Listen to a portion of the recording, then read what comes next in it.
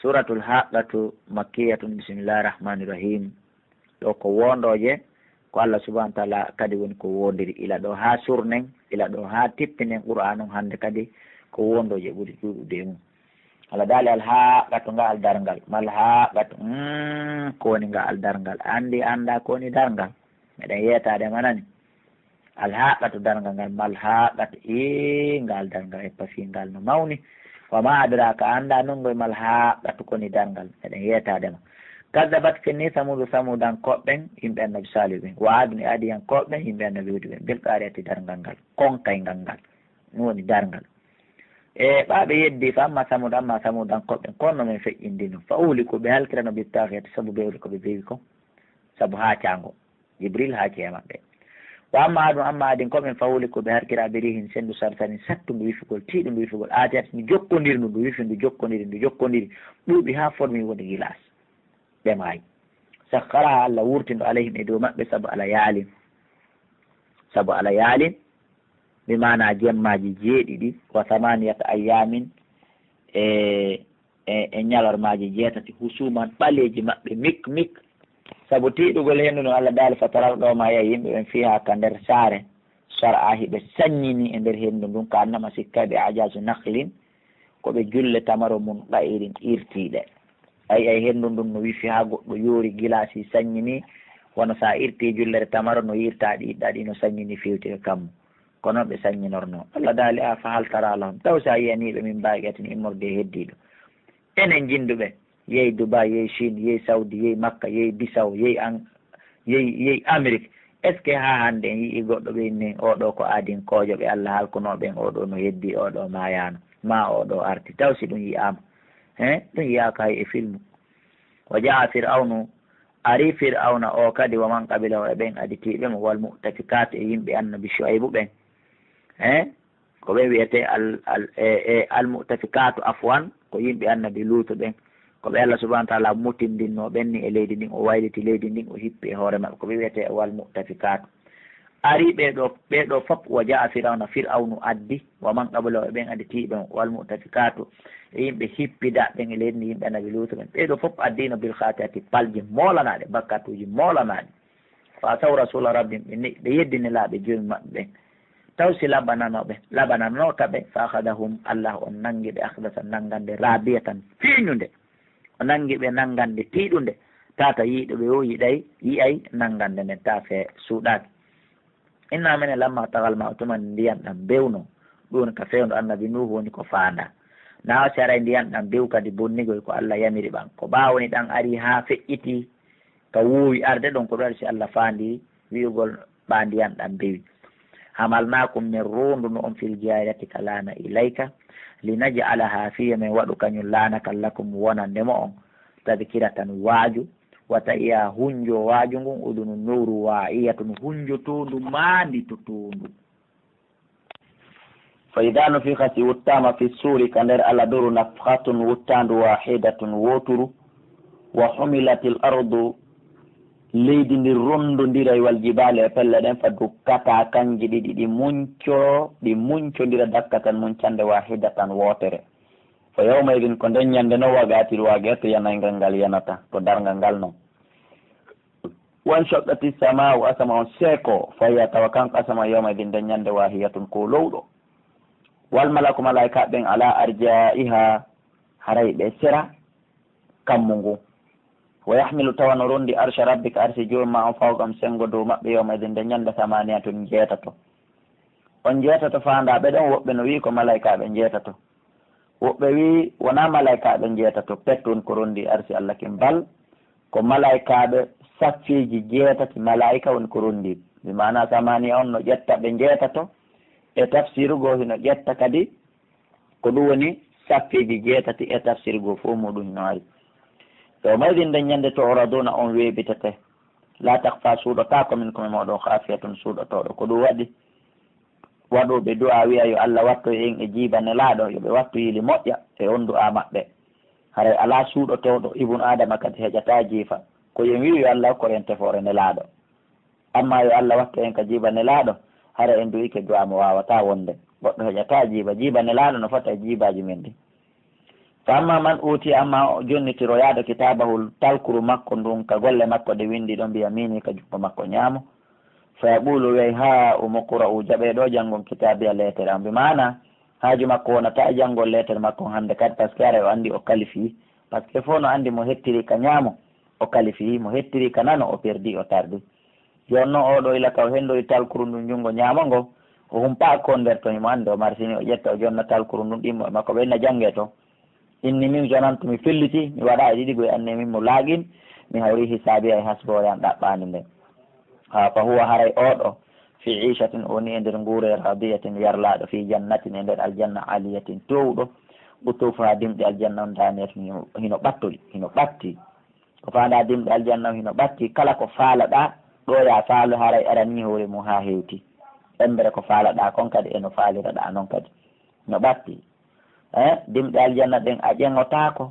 a ugginotako a pooɗotako a turotako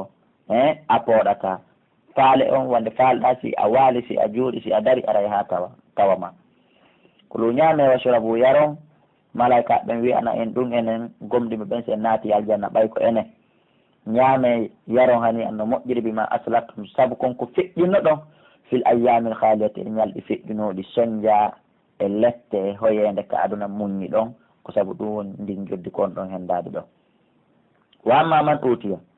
amma on jonnitiraɗo kitabahu talkuru ka golle makko ɗe windi ɗon bisimali ka jungo makko nano oɗo worata sifa ko oɗa woli kon fa yaqulu oɗo ko wiyata ya laytani e jallo an lam uta kitabiya harami mi hettano talkuru andum few wona min komi golli kon majji ko ɗum ɓurannola allahu akbar dare goɗɗon ara wuura duuɓi temedere ka aduna ma 50 ma 50 ma 50 o toro Allah hara kanko o hettano résultat ɗum ɗo holli ɗum ɗo na ko ɗaɓɓa o inna lam adri mi famali few ma hisabi hakkun ɗon nde hasbora mi famali ɗum ɗo ko par ce que kaka jungo nano jaɓira ya laytaha e jallo ndu tal qur'an ka golle an ɗen windi ɗon kana sil qadiya hara ndu wonno majju ndu wona yiitaka wona min komi golli kon fof perdi majji ɗaɓɓitama ha yiitaka ɗum hino ɓurannola Allah daali ma akana nafat o wiya kanko tigi o inna ma akana nafat ta dunca anni an ɗo hande maliya jawdi an komi holorno ka aduna halaka perdi